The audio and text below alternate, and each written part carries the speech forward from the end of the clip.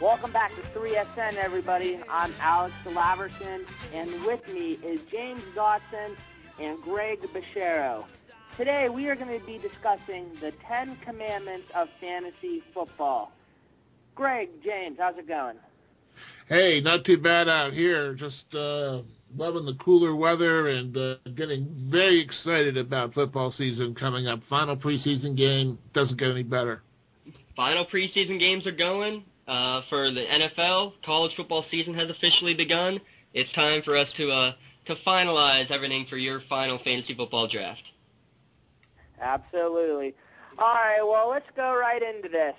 Dotson, why don't you tell us what we have for our first commandment here? Well, these are the supposed 10 commandments that every fantasy football player should abide to. And we're not so set on that, are we, gentlemen? So we're going to go through each of these commandments and say, well, do you abide by it or do you not? Are you a saint or are you a sinner? So we're going to start with the first commandment of fantasy football. Thou shalt draft a running back early and often.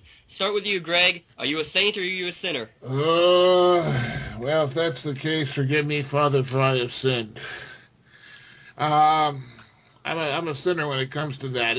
In most leagues, it's a good thing to do, but it doesn't always happen that way because sometimes your best player might be a wide receiver or, heaven forbid, a quarterback. Absolutely. Alex, saint or sinner? You know what? I think in most circumstances, I'm a saint because you do want to get a running back early. I know in the league we did. A lot of quarterbacks went early because we do a non-traditional 6 points per passing touchdown league. But in general, if you can get a top running back, you got to get them because there's not only a handful of them. So if you let the top 3 or 5 go, you could be stuck with someone that's less than desirable. So, yeah, I would claim this as a truth, and I'm a saint. Yeah, I think I'm a saint too, but this is one of the commandments where, you know, I may be saint-like, but I have those devilish instincts that I feel like I want to go out there and do something I shouldn't, but then I always end up coming back and getting that running back early anyway. And it's normally because there is a sinner like Greg out there who will go and take a Drew Brees or a Tom Brady a little bit early and leave me a good running back on the board. So I am a saint, but I do have the devilish instinct at times too. So now you see how this little debate is going to go by. Let's move forward with commandment number 2. Thou shalt draft a top-tier quarterback to your team. Alex, agree or disagree? Well, I mean, if I had to have one of the two between the first and second commandment, I'd go with the first commandment. But yeah, if you can, I'm a saint in this situation. If you can get a top-tier quarterback, go for it. A quarterback like Aaron Rodgers can do wonders for your team. I know a lot of people like to draft a quarterback even in the 9th round sometimes and settle for someone, I don't know, like the Jay Cutler. But if you can't get a top-tier running back, go with a top quarterback because they can be just as effective. Forgive me, Father, for I have sinned. What constitutes a top-tier quarterback? A top-tier quarterback varies from league to league and from comparison to comparison. I have been known to draft quarterbacks in the 6th, 7th, and yes, even the 8th round. And can you win a league without a top-tier quarterback? Oh, you most certainly can. You've done it for years, and I am also a sinner in this regard too because I've drafted Jay Cutler, Matt Ryan, even Ben Roethlisberger as late as the 8th, 9th, and 10th round in drafts this year. Just as good of a quality as a number 6 or 7 guy like a Tony Romo or Eli Manning who go in the 3rd or 4th round. I'm perfectly fine with waiting. I don't need a top-tier guy. I am a sinner. Move forward. Commandment number 3. Thou shalt draft the best player available, drafting for value. Greg, saint or sinner? Actually, I kind of like this commandment because that's basically how I think everybody should draft, to be honest with you. You should take a look and see who is going to give you the maximum amount of potential for points for that position that you're looking for. If you have four wide receiver slots that are open, you want to basically tailor your draft for that best person for that particular slot that you need to have filled. A really good top-tier running back's not going to help you a whole heck of a lot if you have a whole stable full of running backs. So, yes, you definitely want to go after the best person that's available for the position that you're looking for. Well, you know that I am the value man. I am a firm believer in value-based drafting, and I mean, you don't want to go so far that you're picking 7 wide receivers before your second running back based off of value. But in the same regard, you can do a lot with those kind of players when you draft for value. Alex, do you draft for value, or are you a sinner in this regard? I think I actually might be a sinner only because you have a certain lineup that you have to fill. And let's say if you're, the 4th or 5th round, and the best players on the boards are like the next 5 best available players are all receivers, but you already drafted a receiver. You can't obviously get them all on your roster at the same time starting. So I think I would be going in the position of, if you can get the best player available, sure, but I'm not going to base every single draft pick on that, if that makes sense. No, that makes sense. I think it's a good point to clarify that you don't want to do every single draft pick that way because, well, if you do, then technically by value, you'll probably be taking somebody like a Gostkowski literally in the 6th, 7th, 8th round based off of that kind of value. So it's good to make sure, you also need to use your head a little bit too. It's not just about the value. All right, continuing. We are on commandment number 4 now. Thou shalt not draft a tight end in the early rounds. Alex, I think I know, I'm guessing you're a sinner in this regard. No, because for the most part, I would agree with that. But, in our draft, I took Rob Gronkowski in the 2nd round. People like Rob Gronkowski and Jimmy Graham, they're the top tier of their position. So, but they're also rare breeds. In a way, they're kind of like, almost wide receivers. So in general, I would agree with this commandment. But even like the previous commandment, there are certain exceptions. But for the most part, I'm a saint in this regard, the commandment number 4. How about Greg? I think based off the guys I've seen you draft, you're probably going to agree with this commandment.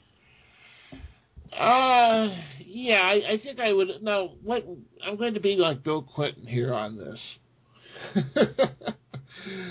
What is the definition of early rounds?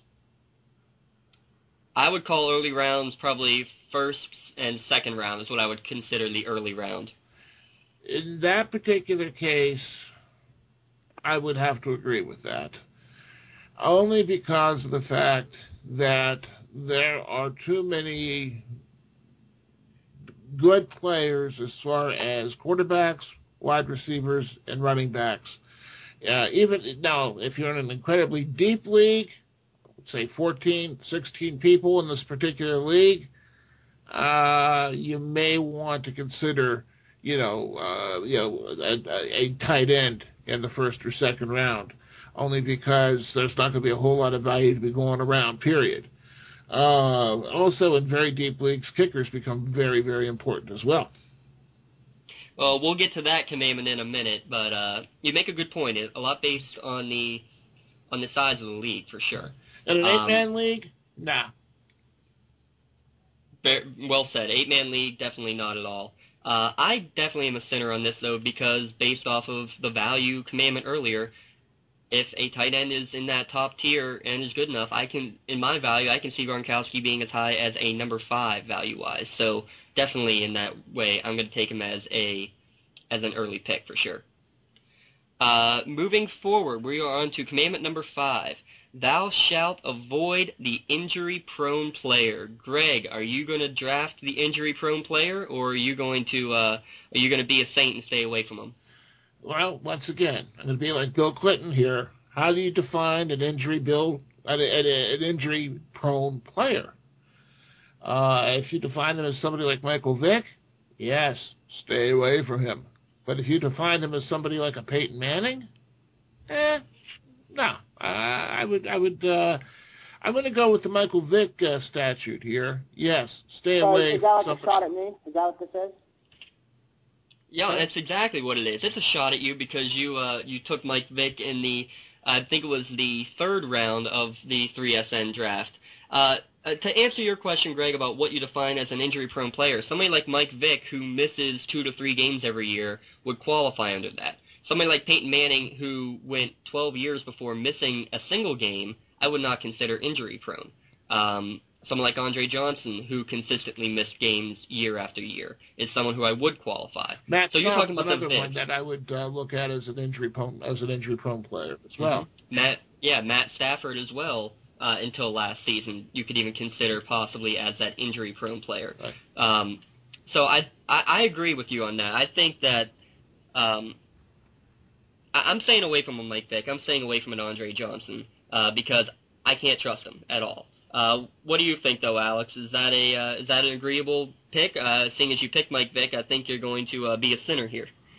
Well, yeah, I mean, I did pick Mike Vick, and I explained in one of our earlier broadcast is the broadcast we did at the training the other night, that when Michael Vick is on the field, he can get you 40 points a game.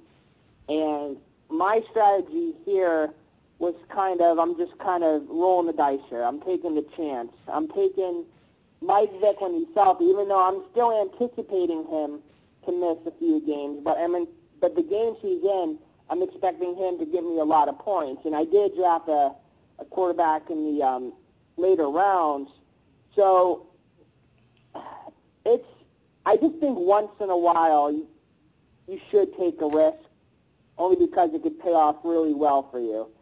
And, I mean, I'll wait and see what happens this year, but as of right now, I don't have a regret for my pick. Well, I think you said it right there, though. If you're going to sin on this commandment, make sure that you go and get penance for it by drafting somebody else in the later rounds who could fill in when that happens. You make a very good point with that. I think I also need to help qualify this thing as well. I mean, I can understand the merits of where Alex is coming from.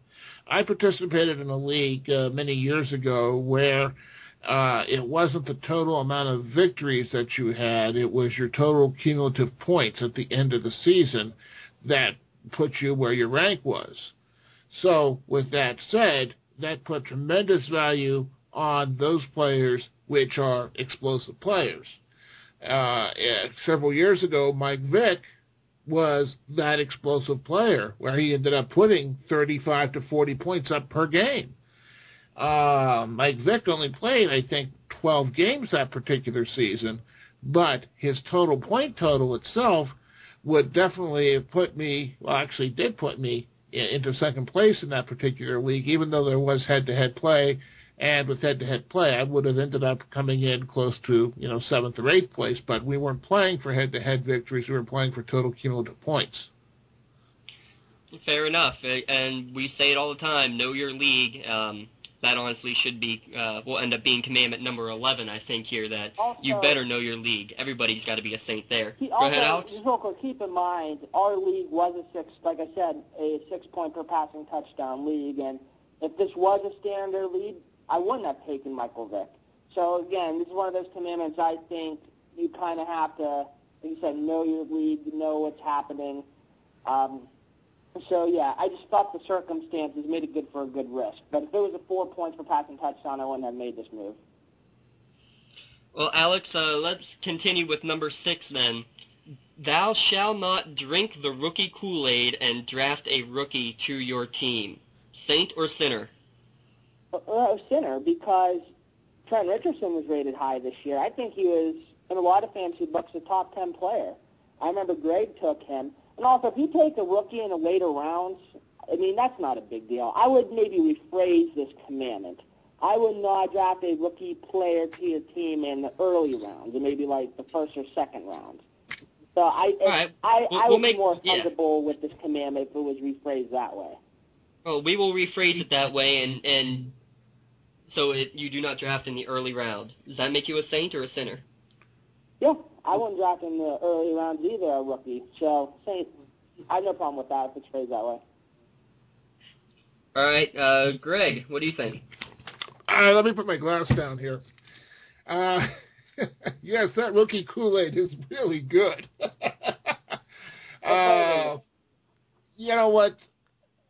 We've seen a lot of rookies out there do some fantastic things.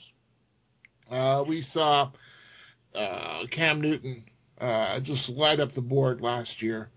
With that said, I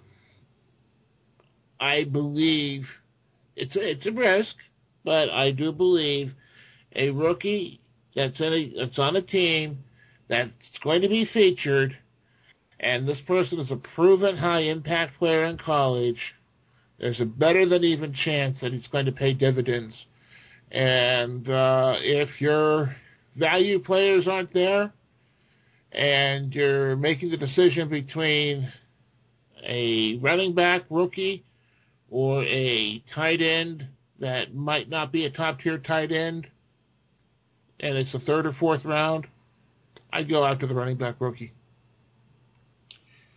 Yeah, I think I'm going to be a Saint on this one. Even if you have somebody who is really rated that high, I can't go and pick him. He's only played in 12-game seasons, and I need someone who's going to be consistent all year round.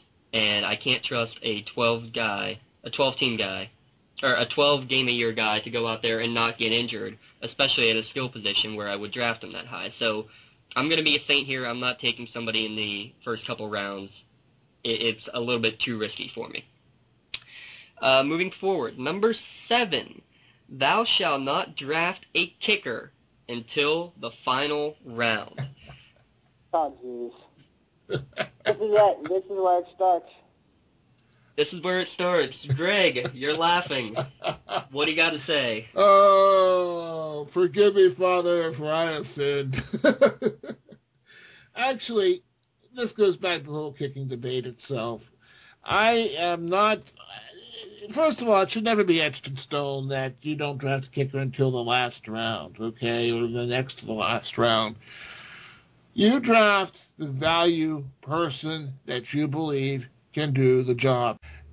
I don't like to say that to draft a kicker at the very end or in the 10th round or the 9th round. Is absolutely necessary. Where you draft, I do believe that it's important to draft a kicker.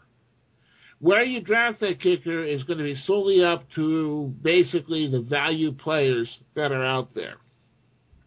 And it's very important that, for instance, if you have a kicker out there like a Gostkowski, who's going to kick on an average of anywhere between 14 to 21 points a game, and you have somebody there like Lewis Murphy, who's in the 10th round, as your best wide receiver pick, it's time to go to your best value, and that's where a kicker comes into play.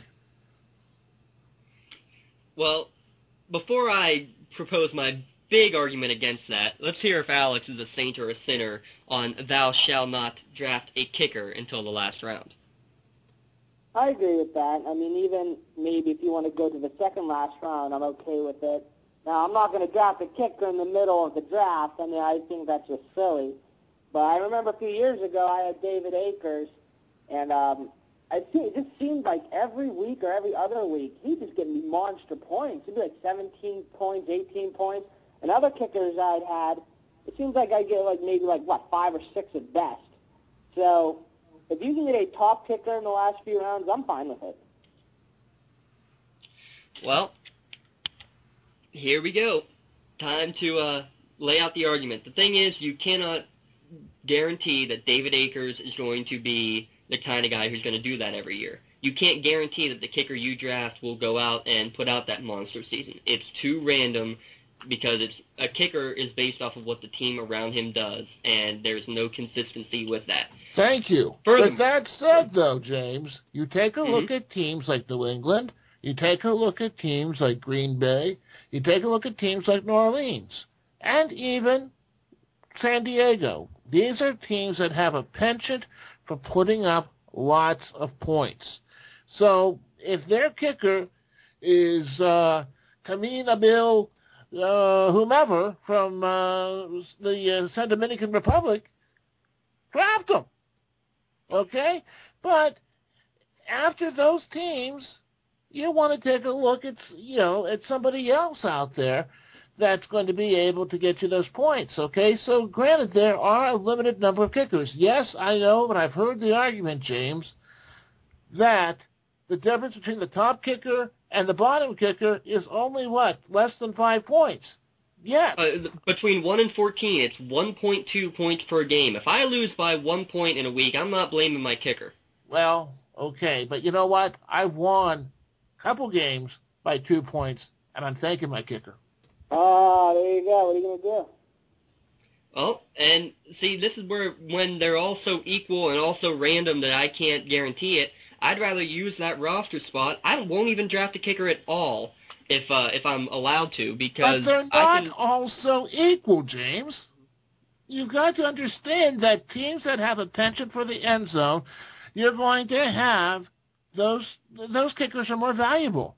Rob Baronis' value was tremendous when he was kicking for Tennessee because Tennessee, several years ago, put up a ton of points.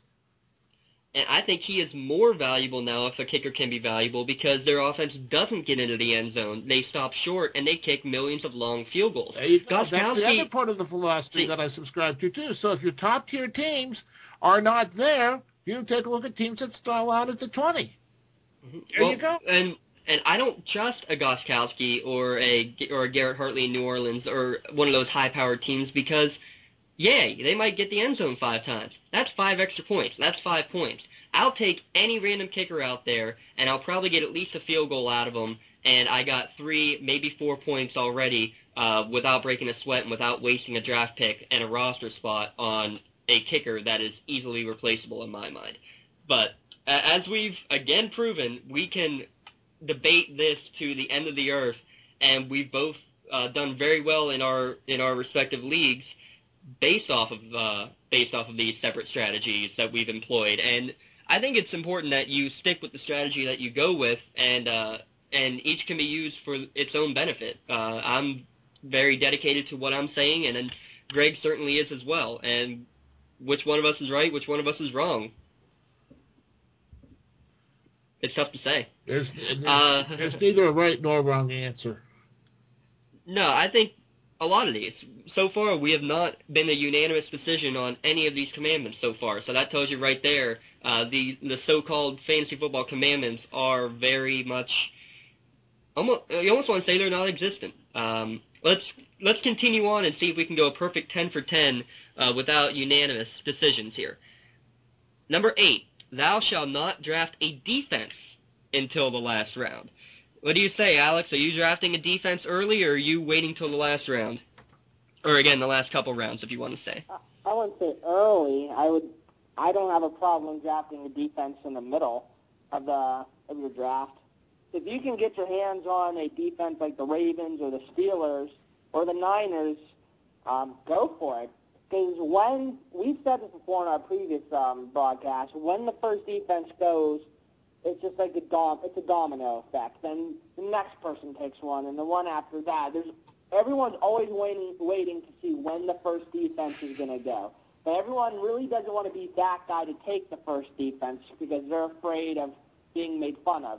I'll tell you what, if you could get your hands on a solid defense, go for it. Because, like I said, after that domino effect, you may be left with a defense that could be, I don't know, a team like the Bills or something like that. Or even a worse defense. I think you're better off getting a top defense when you can, as long as it's not too early, like in the first few rounds. If it's like round 7, 8, go for it. Greg, is there value in defenses?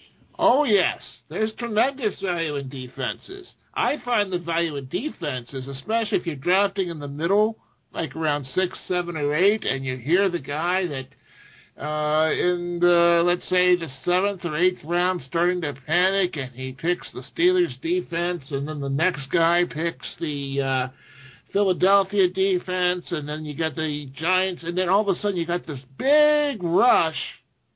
The value is hey, I've got all these offensive players that can get me beaucoup points.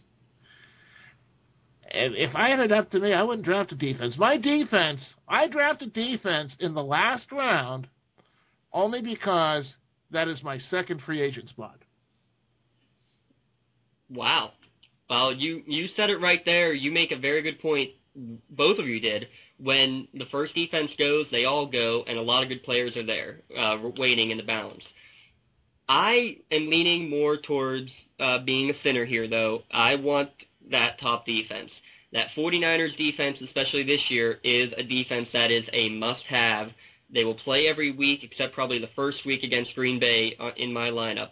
And beyond that, though, if I don't get that number one defense, then I'm surely a saint, and I'm not drafting a defense if I can help it, or waiting until the end. Dotson, you cannot expect a defense to win you a game. I don't expect them to win me a game, but their value based off of all the other defenses, like you said, a defense is not consistent. The 49ers are the exception to that rule. The 49ers put up consistent, solid points, and they play a terrible schedule. There's no way that if the 49ers are on the board, say 7th or 8th round when it comes to me, I can look to get backups at a couple positions and get, like you said, someone like a Darius Haywood-Bay from Oakland who may or may not even play half the time, or I can get a solid top guy at a position. And for me, the choice is obvious. I'm going to take a top guy at a position, especially a position I know that I don't have to worry about playing the waiver wire game every week. I know exactly who I'm going to go with every week. To be honest, the way I look at defenses, I take a look at who the opposing quarterback is. If I see a Blaine Gabbert, or if I see a a Fitzpatrick out there who likes to throw the INT ball quite a bit, I'm playing that defense that plays those players. See, here's my argument to that, though, Greg.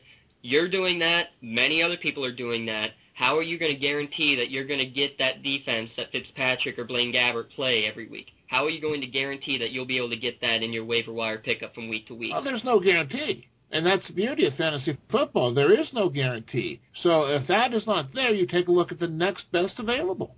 There's always somebody out there that's got a penchant for throwing the INT ball. There's always somebody out there that's got fumbleitis. You just have to take a look at the stats and see who the weakest teams are and who's playing home. See, but then I go and do that. I go and look at that free agent list. There's 12 teams available that I can try to pick up. 3 of them are playing the Patriots, the Saints, and the Packers. I'm not taking any of them. A couple of them are the top or the 5 worst defenses in the league, and they're playing decent opponents at least. So I'm down to maybe having 3 or 4 choices to begin with, none of which are enticing. At that point, I'm almost willing to take a 0 and leave that spot empty. So if I'm playing that strategy, more often than not, I might be taking a 0, and I don't think that wins you games. And again, my personal strategy, take it or leave it, but yet again, very different strategies that each work out very well for us. It's very rare, though, that a defense is going to give you a 0.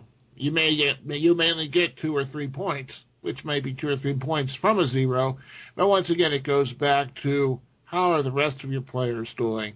If you drafted well and you've got yourself a stable full of top point producers, then you've done your job, and the defense is just icing on the cake.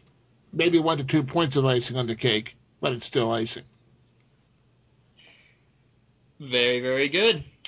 All right, let's move on. Commandment number 9. Thou shalt not forget about your players' bye weeks while you're drafting. Alex, do you remember, or do you at least try to remember about your players' bye weeks while you're drafting? Oh, no, you need to know your bye weeks. I mean, if you have a chance to get a really great player in the top few rounds, maybe you kind of let the bye week slide if they're both on the same week. But it's just important in general to know when your buys are, because in the past I used to draft not even worrying about it, and then I get on my roster grid filling my team, and half the players are out one week, and the next week the other half's out. So now you need to pay attention to your buys, because if you try and just pick someone up in the free agency, you might have to let go of a very good player. So I'm a saint in this regard. You need to know your bye weeks. Greg, do you know your bye weeks? Do you try to know your bye weeks? I don't even, no. Yes, Father, I have sinned. And I like to sin.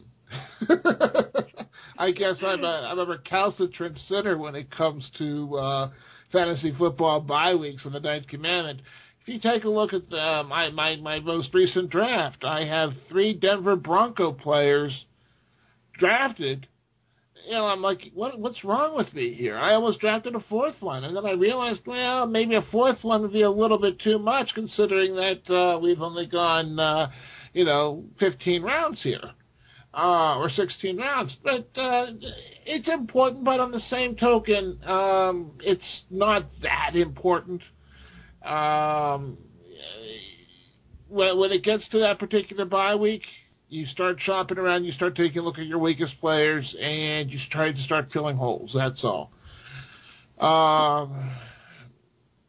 It's, the strategy that I have had has served me well. Yes, I've had a few losses, most of them been through the bye weeks. But that's just what makes life interesting, the way I do things. I usually tend to make the playoffs as the last team into the playoffs. But by the time the playoffs happen, I have my full stable of players, which are very good. So it's just a risk that I take. I don't tend to worry so much about the bye weeks. If you are a rookie fantasy football player who is a bit inexperienced with the waiver wire, who's not a statistical junkie, yeah, I'd worry about the bye weeks.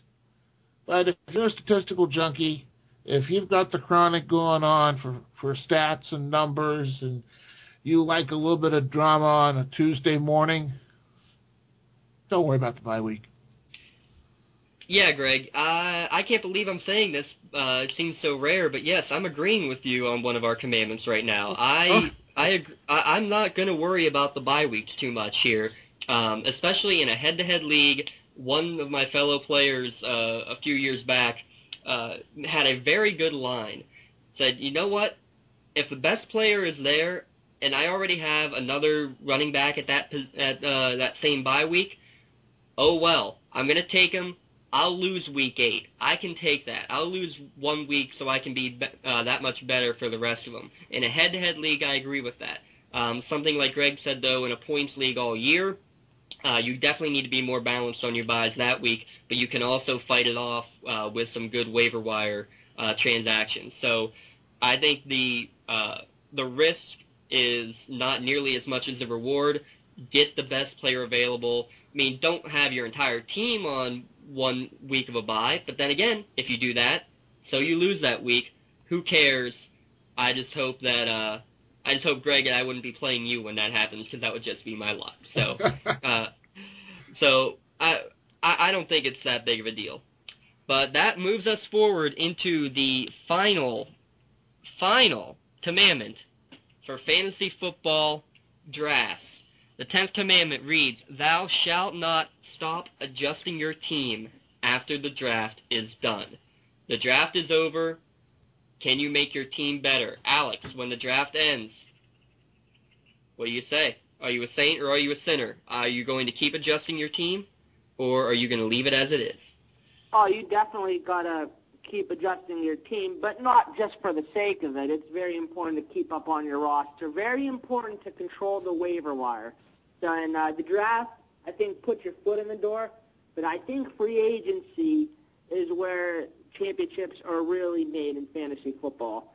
So, yeah, you want to be the first person. As soon as your owner lets free agency open, you want to, if you can, I'm not saying do this if you must, but you can be the first one in free agency, because usually from the time the draft's over, from the time the league's set up and free agency is open, a lot can happen. Injuries happen in preseason, a lot of arrests. See, already me, I got to make a few changes to my team, so it's very, very important to keep up to date on your team. Greg, do you agree with that commandment? Well, yeah, I do, because I wouldn't be the mad scientist if I didn't. Last year, I believe I made 37 roster changes within the course of an 18-week season. Well, no, take that back. It wasn't an 18-week season. It was only a 14-week season because the playoffs, so on and so forth. But nonetheless, I am constantly tinkering and adjusting and maneuvering and looking for the next best player because fantasy football is what have you done for me lately.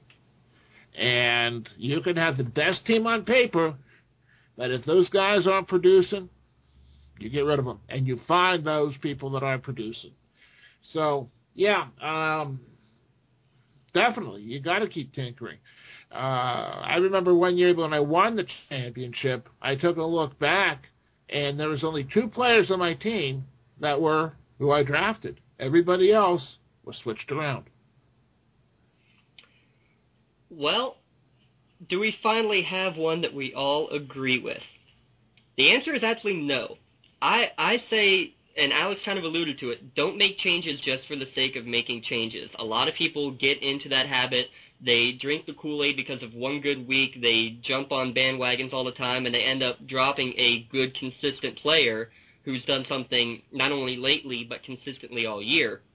So I think because of that, I'm going to say I am a sinner on this because I'm trusting the team that I have for a good chunk of that season. And does that mean I'm not going to make any moves? No. But I'm not going to go absolutely crazy in making a waiver wire move. And the other thing, when you make your draft, you should be confident with your draft. Don't try to propose trades literally 20 seconds after the draft ends. And I know the person, the one person who is notorious for this is out there listening to us right now, and I just can't wait to hear what he says to that.